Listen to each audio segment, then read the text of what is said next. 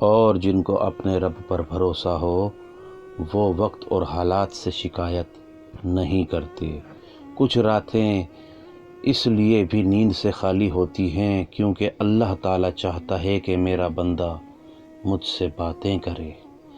زبان سے جب ہم محمد صلی اللہ علیہ وآلہ وسلم کا نام لیتے ہیں، مل کر دونوں ہونٹ محبت کا پیغام دیتے ہیں۔ رسول کریم صلی اللہ علیہ وآلہ وسلم نے ارشاد فرمایا، جو شخص مجھ پر ایک مرتبہ درود پڑھے گا اللہ تعالیٰ اس پر 10 رحمتیں نازل فرمائے گا اور اس کی 10 غلطیاں معاف کر دی جائیں گی اور اس کے 10 درجات بلند کر دیے جائیں گے۔ جو اپنا معاملہ اپنے اللہ تعالیٰ پر چھوڑ دیتے ہیں، اللہ تعالیٰ ان کو کبھی بے سہارا نہیں چھوڑتا۔ ہم وقت نماز پر کاروبار بند کر کے تو دیکھیں، وہ بند کاروبار پر برکتوں کا دروازہ کھول دیتا ہے۔ پاک پاک ہے وہ پروردگار جو عیبوں کو چہرے پر ظاہر نہیں کرتا۔ نہ پیسہ کام آئے گا نہ طاقت کام آئے گی، قیامت میں محمد صلی اللہ علیہ وآلہ وسلم کی محبت کام آئے گی۔ کیا یہ سزا نہیں خدا تمہیں سب کچھ دے کر تم سے سجدہ چھین لے؟ دل کو سکون ملتا ہے نماز سے اور دل پاک ہوتا ہے درود پاک سے۔ حالات بدلنا انسان کے بس میں نہیں ہوتا، جب اللہ چاہتا ہے حالات بدل دیتا ہے۔ انسانوں کے سہارے صرف اور صرف بوجھ ہوتے ہیں جن کو اٹھا کر وہ کرسی ہو جاتا ہے۔ اللہ ہی وہ واحد سہارا ہے جو بکھرے ہوئے وجود کو بھی سمیٹ لیتا ہے۔ سوچ کو ہمیشہ خوبصورت رکھ، تقدیریں تو میرا رب بدلتا ہے۔ وہ مشکلوں کو بھی مشکل میں ڈال دیتا ہے، وہ اللہ جو ڈوبتا ہوا سورج نکال دیتا ہے۔ میرے بڑوں نے سکھایا ہے مجھ کو بچپن سے کہ ذکر اللہ کا ہر مصیبت کو ٹال دیتا ہے۔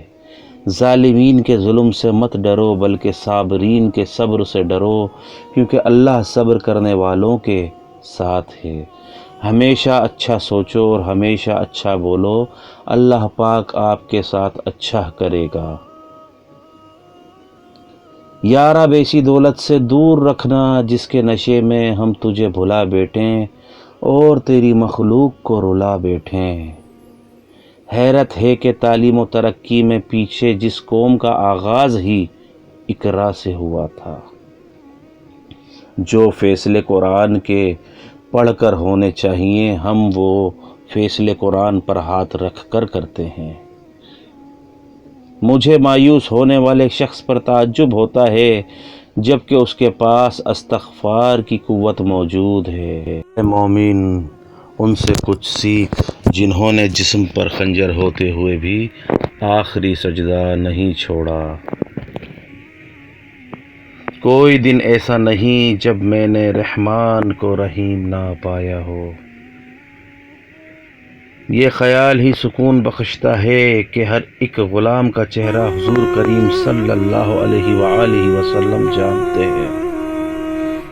ہم دنیا کی گرمی تک برداشت نہیں کرتے، اللہم اجرنا من النار، اے اللہ ہمیں جہنم کی آگ سے بچا، آمین یا رب العالمین۔ جب دل اداس ہو اور وجہ بھی سمجھ نہ آ رہی ہو تو سورہ رحمان پڑھ لیا کرو، دل کو سکون آ جائے گا۔ بندگی کا طریقہ پرندوں سے سیکھیں جن کے گھونسلے طوفانی رات میں تباہ ہو جاتے ہیں، لیکن وہ صبح اٹھتے ہی شکایتوں کی بجائے اللہ رب العزت کی حمد و ثنا میں مصروف ہو جاتے ہیں۔ کسی کی غلطیاں دل میں رکھنے کی بجائے درگزر کرو، کیونکہ تم بھی تو اپنے پروردگار سے یہی امید رکھتے ہو۔